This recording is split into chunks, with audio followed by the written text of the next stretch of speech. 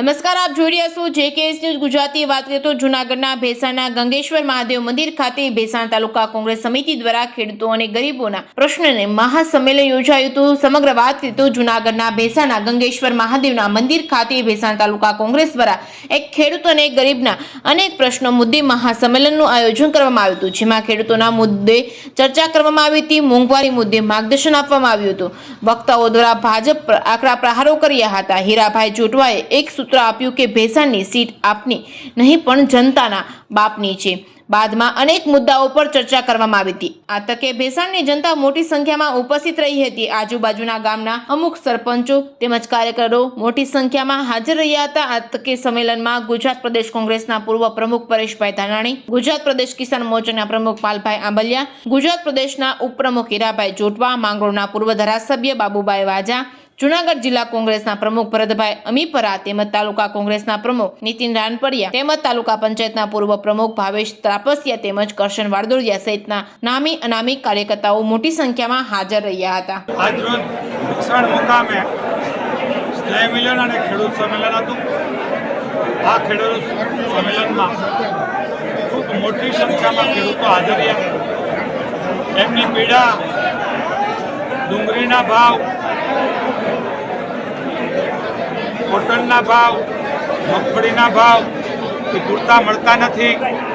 બીજી બાજુ ડુંગળીની નિકાસબંધી કરી, કોટનની આયાત કરી, ખેડૂતના ઘરમાં જ્યારે જણસ હોય ત્યારે એનો ભાવ ઘટાડે એવા કાવતરા થાય।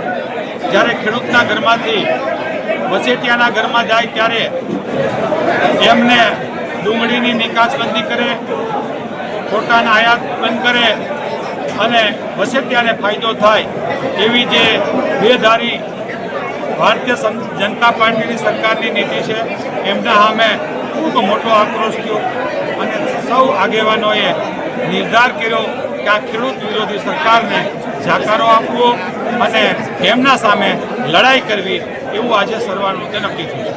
આગામી દિવસોની અંદર ચૂંટણી આવી રહી છે ત્યારે કોંગ્રેસ પક્ષ છે એ આ વિસ્તારમાંથી કઈ રીતે આક્રમક મૂડમાં આવશે? સામાન્ય રીતે કોંગ્રેસ પાર્ટી 138 વર્ષ જૂની હતી। જ્યારે પંચાયત કે પાર્લામેન્ટ આ દેશમાં નથી ત્યારે પણ પાર્ટી કામ કરતી હતી। અમે ચોક્કસપણે ખેડૂતની તરફેણમાં, મજૂરોની તરફેણમાં, એસટી, એસસી, માઇનોરિટી, ગરીબ, મજૂર પક્ષે કામ કરીએ છીએ, કરતા રહેશું। એ અમારા ધારાસભ્ય જીતે, અમારા સંસદ સભ્ય જીતે, અમારી સરકાર જીતે એ અમારી સેકન્ડ પ્રાયોરિટી છે। અમારી પહેલી પ્રાયોરિટી લોકોની સેવામાં રહેવું, રાષ્ટ્રની સેવામાં રહેવું। જી, શું નામ આપનું? મારું નામ નીતિન રાણપરિયા। શું હોદ્દો છે આપનો અહીંયા? ભેસાણ તાલુકા કોંગ્રેસ પ્રમુખ છું અત્યારે। આજે શું કાર્યક્રમ હતો?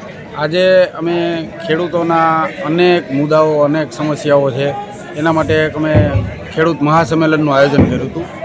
આ સંમેલનમાં અમારા પ્રદેશ કિસાન સેના પ્રમુખ પાલભાઈ આંબલિયા, પ્રદેશ ડેલિગેટ હીરાભાઈ જોટવા, પરેશભાઈ ધાનાણી આ લોકો અમારા સંમેલનમાં હાજર રહ્યા અને બહુ મોટી સંખ્યામાં ખેડૂતો પણ હાજર રહ્યા। એ બદલ અમે આ બધા ખેડૂત મિત્રોનો આભાર માનીએ છીએ અને આગામી દિવસોમાં આનાથી પણ મોટું સંમેલન અમે બોલાવશું અને ખેડૂતો અમારા આગેવાનો જ્યાં જરૂર પડે ત્યાં આવશે।